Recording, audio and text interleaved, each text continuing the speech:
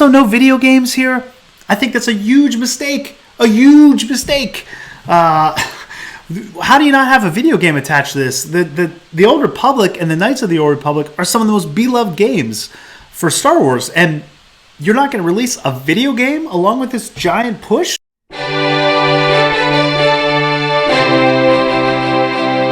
Well, Project Luminous has finally been revealed, and will it, as the title suggests, illuminate the galaxy in a new wave of fresh and exciting Star Wars stories?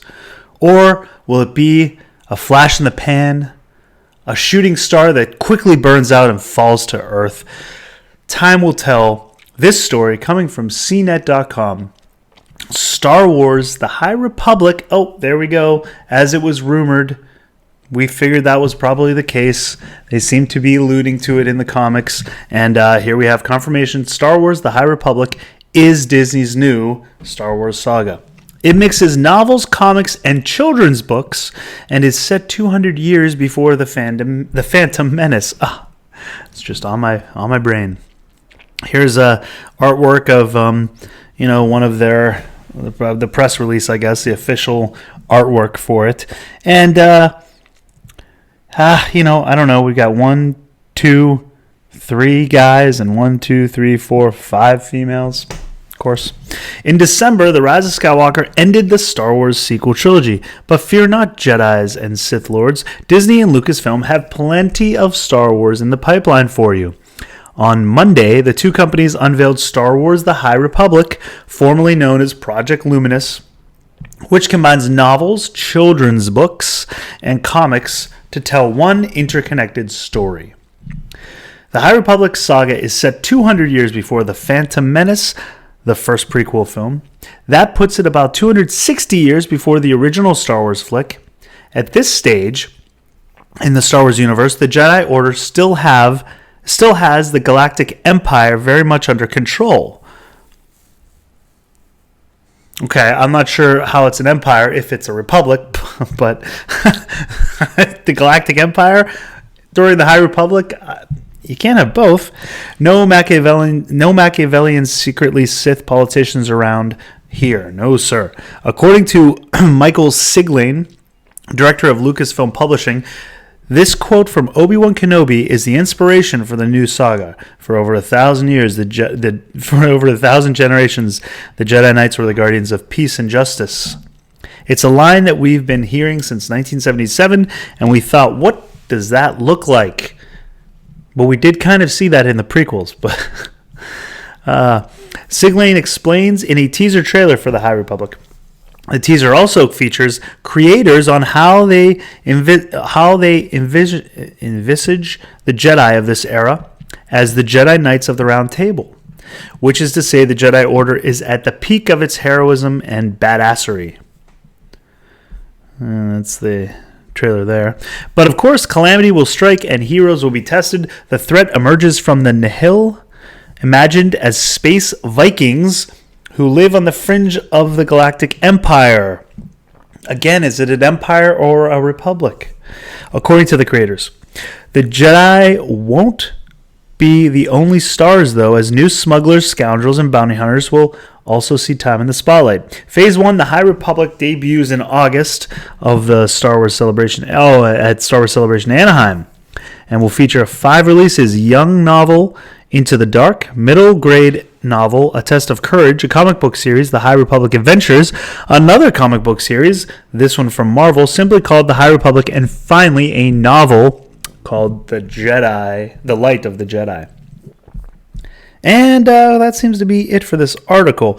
So, well, here's a few worries I have. First of all, they're reimagining the Old Republic into this High Republic, which is already well established through fans and well liked. But, of course, Disney have to redo everything. So they're going to redo this in their own vision, which from what we've seen so far, isn't always the best idea when they have something they can already pull from. But nevertheless, they do seem to do it anyway. And then we have a board that was in the trailer. There's a there's a board here that was caught, and I guess it's their their wish list for Star Wars, what they want to have done here, what they want it to be in the future. And a couple funny things popped up. Of course, this is online, so it's been all over Twitter. But you see their list of what they want to accomplish, and here number 3 is diversity, of course, And from what we've seen, when that is a key point to storytelling, it takes away from the story because you're pushing an agenda rather than caring about the story and interconnecting the characters and the stories together, which this whole thing is based on. So this is literally an interconnected storyline that goes through multi pieces of media. So it's not even 3 movies. This is comics and children's books and novels for adults and preteens and teens. I mean, They couldn't even get it right in 3 movies. They're going to try to now get it right over the span of all this media. I don't know. Actual ending, I do agree with that because we had no actual ending to the Skywalker saga. So, that's not pro-war. So, you got to change the title then. It can't be Star Wars anymore. Not pro-war. I don't know. I don't know what that even means to a franchise called Star Wars.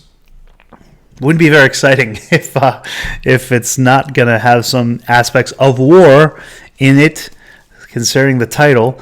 And then you have, representation, diversity. Of course, like if it's great to have it in there, of course, but when you make it like a point, it just depends on how they do it. If it's the point, if you're pushing the agenda of diversity and representation, and it's detracting from the story writing, which is what we've seen. Had we seen it done in a way that doesn't seem to be forced on you or seem like that's what they were trying to accomplish rather than a great story, would be different. But that's not what we saw with the sequel trilogy and other not just in Star Wars. I mean, as a whole in the industry right now, you're seeing things being pushed as here we're doing it to check the box rather than like we actually care to develop that character to make it a lovable character that makes sense and is enjoyed and has a great story arc. That's not what we see. We see box checking, which is I don't think honoring diversity at all or representation, in my opinion. I think that detracts from it. But and then you have dinosaurs, dinosaurs here. Yes, dino DNA. I don't know if these people realize that they are dealing with a galaxy far, far away, and there's other worlds there, and they have all kind of creatures of all sizes. And a dinosaur? I don't even know what that means. Why not just put rancors? I mean, there's so much they can choose from. Dinosaurs. I think they're mixing up their franchises here.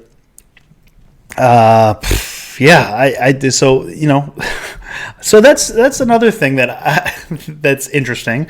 Some of their key points here of what they want to accomplish, and then another point is the tone. When you're dealing with writing for a kid's book and writing for teen books and then writing novels and comic books, the tone of the stories are going to change quite a bit, as well as the characters. You can't write a character for one piece of media, a kid's book, one way, and then have them a totally different way in the adult novel. There's inconsistencies in characters then, especially when you're trying to interconnect everything.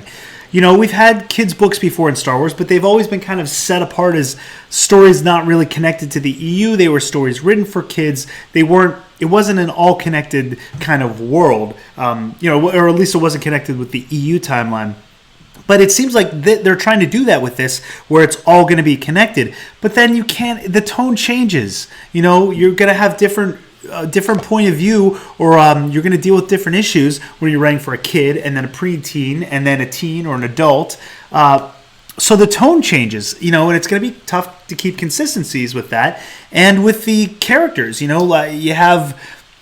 Let's just say, a character who's willing to go to the extremes and maybe kill with a lightsaber if they allow that in these novels, in a novel, but then in a kid's book, probably not going to do that. So, what does that say about the character? Unless they're going to do different stories completely with the kids' books that only deal with characters that we don't see in the novels, but then, how's that interconnected? I don't know. There's some issues there I find, so I think that's going to be tricky. And then also no video games here.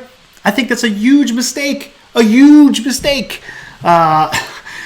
How do you not have a video game attached to this? The Old Republic and the Knights of the Old Republic are some of the most beloved games for Star Wars, and you're not going to release a video game along with this giant push, especially because it's traversing different pieces of media.